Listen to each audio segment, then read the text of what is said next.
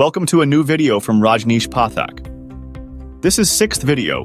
This video is dedicated to local SEO optimization. In this video, we are going to share some tips and tricks for doing a perfect local SEO.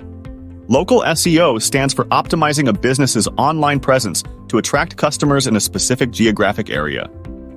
Local content creation. Hyper-localized content. Create content addressing local topics, events, or news, like guides or interviews with influencers. User-generated content. Encourage customers to share reviews or photos, showcasing authentic experiences. Engaging with local communities' community partnerships. Partner with local organizations, sponsor events, or host workshops. Local influencer collaborations. Collaborate with local influencers to reach a broader audience.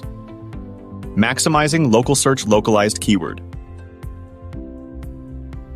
Optimization. Use localized keywords in website content and Google My Business listing. Voice search optimization.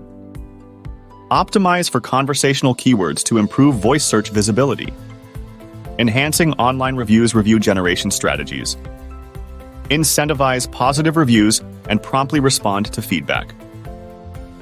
Local schema markup. Implement structured data to enhance visibility in local search results. Creative local SEO strategies help businesses thrive online, attracting local customers.